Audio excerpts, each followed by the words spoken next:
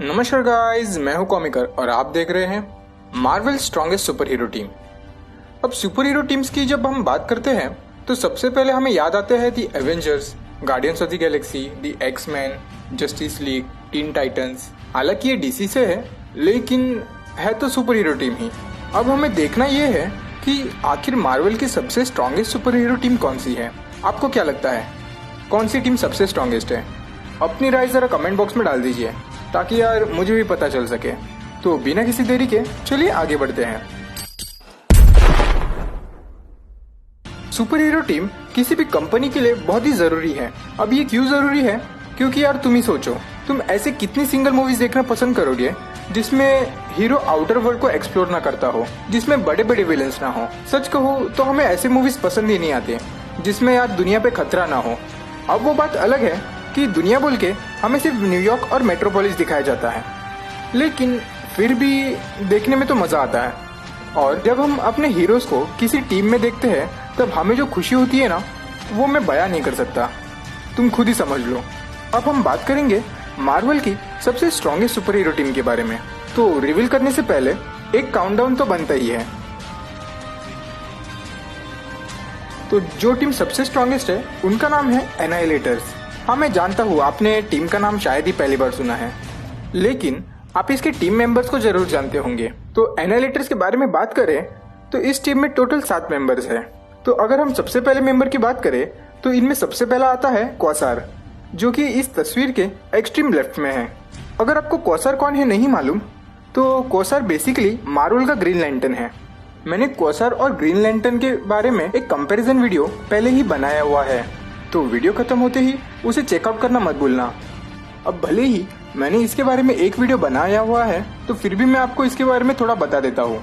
Quasar basically अपने हाथों में 2 क्वांटम बैंड्स पहनता है, जिससे उसे जो भी वो इमेजिन करे वो उसे बना सकता है, जैसे कि आर्मर, वेपन्स, शील्ड, बीम्स और बहुत कुछ, सेम ग्रीन लैंटर्न की तरह। क्वासार के फोर्स फील्ड इतने ड्यूरेबल है कि उन्होंने Hercules, Hulk the thing, Thor, Iceman, Wolverine और साइक्लॉप्स जैसे हीरोज के कंबाइन अटैक्स को भी झेला है। क्वासार एडम वॉरलॉक को भी ओवरपावर कर चुका है और सिल्वर सर्फर और ब्लू मार्वल के साथ भी लड़ चुका है। क्वासार की शील्ड इतनी पावरफुल है कि उसने भूखे गैलेक्टस के ब्लास्ट को भी रोका है। अब आते हैं टीम के सेकंड मेंबर पे, बीटा रेबिल। बीटा रेबिल इतना ताकतवर है कि वो थॉर को भी हरा सकता है। और एवेंजर्स इन्फिनिटी वॉर में हमने जो स्टॉर्म ब्रेकर देखा था वो ओरिजिनली बीटा रेबिल का होता है। बीटा रेबिल चाहे तो और भी पावरफुल बन सकता है, बस उसको करना ये है कि उसको अपने पावर लिमिटर्स को सरपास करना होगा। बीटा रेबिल बहुत ही ज्यादा पावरफुल है। उसने अकेली ही प्लैनेट ईटर गैलेक्टस को भी हराया है और वो एक हाथ मार के मून के भी टुकड़े टुकड़े कर सकता है और अपने हैमर से प्लैनेट्स भी। बीटा रेबिल 2 ब्लैक होल्स को भी सर्वाइव कर चुका है। और अभी ये तो बस टीम के 2 ही मेंबर्स हैं। टीम के बाकी के मेंबर्स की बात करें तो आता है टीम का सबसे कमजोर मेंबर, रोनन द एक्यूजर। हाँ, वही गार्डियंस ऑफ द गैलेक्सी वाला। हाँ, मैं जानता हूँ कि वो गार्डियंस ऑफ द गैलेक्सी और कैप्टन मार्वल जैसी मूवीज में विलन रह चुका है, लेकिन वो आगे चल के एक एंटी हीरो बनता है और एनालिटिक्स की टीम को ज्वाइन करता है। अब रोनन बाकी के टीम मेंबर जितना तो पावरफुल नहीं है, लेकिन ये सबसे कमजोर होने के बाद भी कैप्टन मार्वल को भी आराम से टक्कर दे सकता है।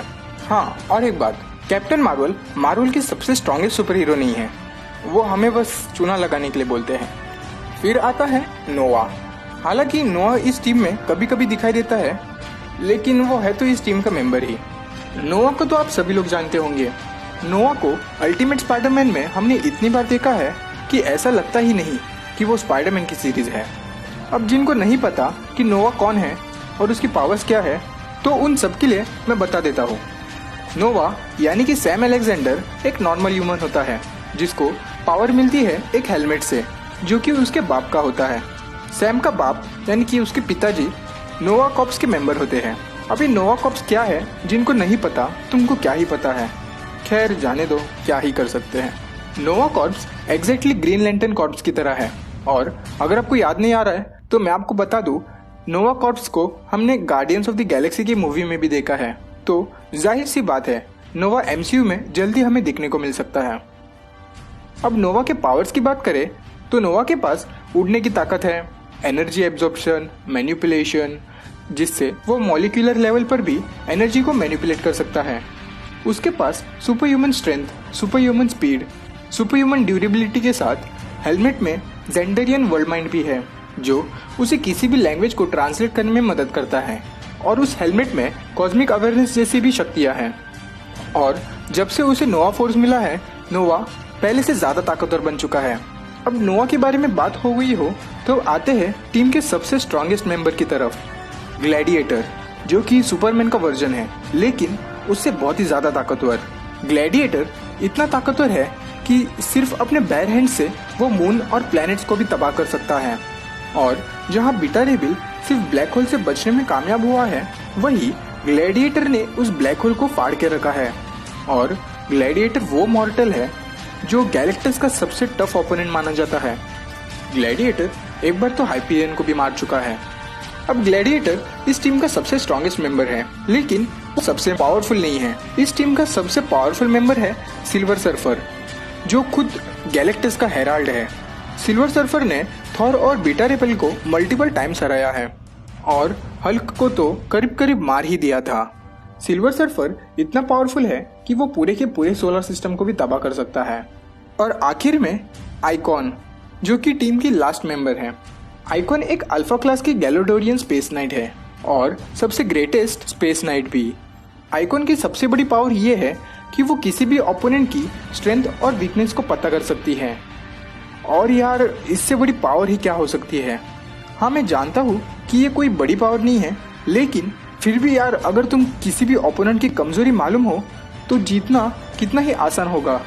आइकॉन एक एक्सपर्ट अनआर्म्ड और आर्म्ड कॉम्बेटेंट है और उसका आर्मर बहुत ही ज्यादा पावरफुल है। आइकॉन के पास एक गैलोडोरियन पोल एक्स भी है जो किसी को भी धूल चटाने के लिए काफी है। तो बस आज के लिए इतना ही।